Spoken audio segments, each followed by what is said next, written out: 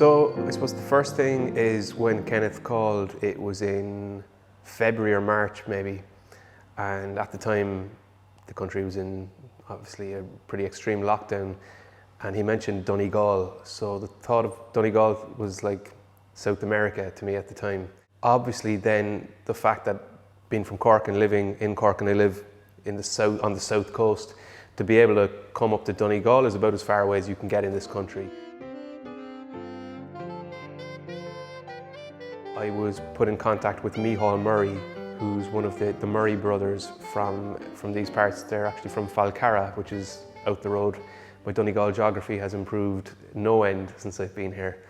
And as it turned out, when I came up, I think the first week I met him on the Tuesday, and instantly we kind of struck up, I guess, a musical rapport, and even energy-wise, everything, we just kind of clicked. So it was really easy.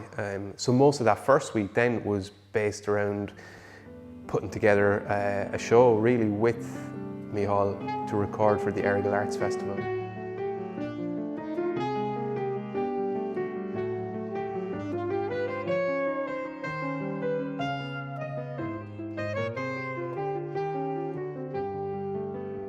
It's been an absolute pleasure to have somebody, an artist of Cormac's calibre here.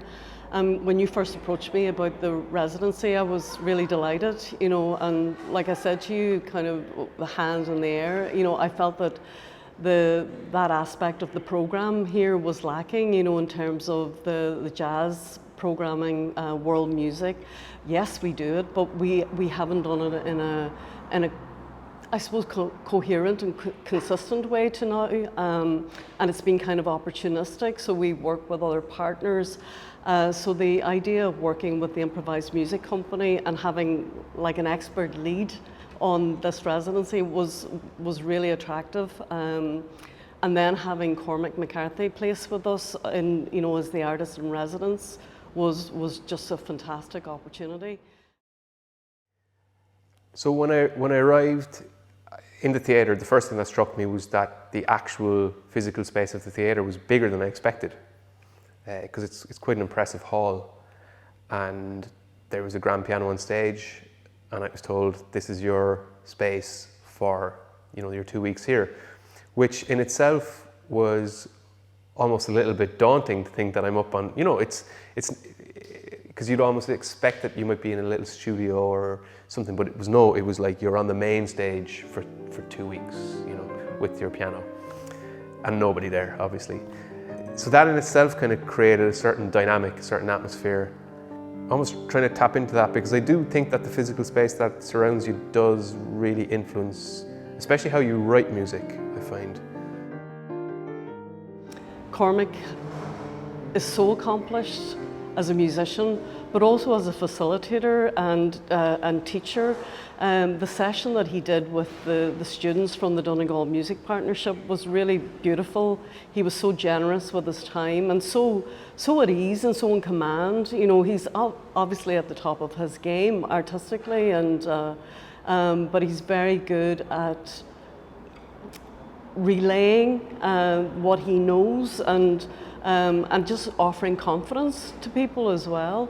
So, some of the things that were really good that came out of the partnership and the residency, I should say, was that kind of strengthening of our relationship with IMC, but also with the Donegal Music Education Partnership. And Martin McGinley from the Music Partnership was very helpful in helping us kind of maximise the benefit, not just for Cormac himself, but just for, I suppose, leaving a legacy from the residency here.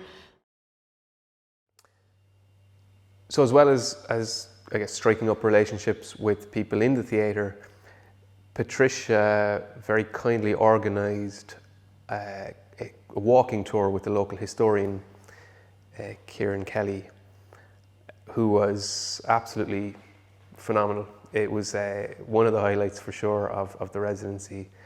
It's just such a knowledgeable man, but also was able to deliver it in a very casual way. We walked through Letterkenny, and I really got a sense of the place. And then subsequently, I ran into those locals again, and different locals had heard about my residency here, and I was just chatting to there were guys working for the council who ended up sitting down next to where I was having a cup of coffee.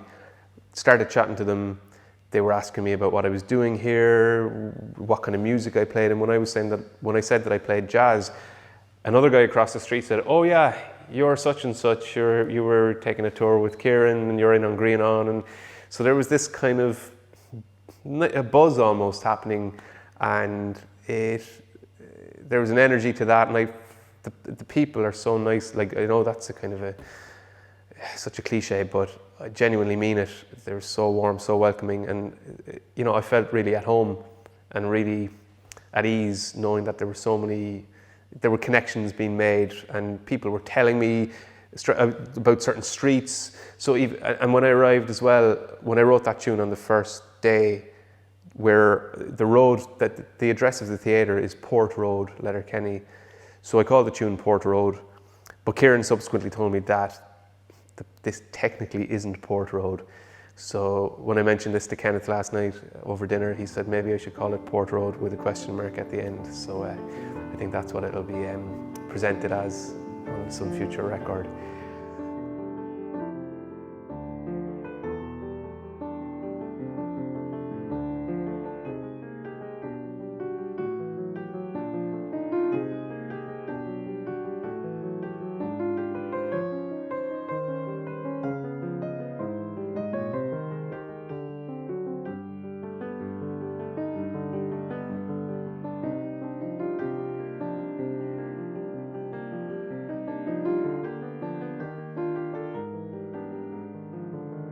The other focal point of the week was the collaboration with Donegal Music Partnership. There were, I think it was 7 students on Wednesday, and we had a great time. I just played some music for them myself first of all, and then we started just playing some blues stuff together. There was a couple of pianos spread out, all COVID protocols adhered to, etc. But the kids were into it, and it was so refreshing to see.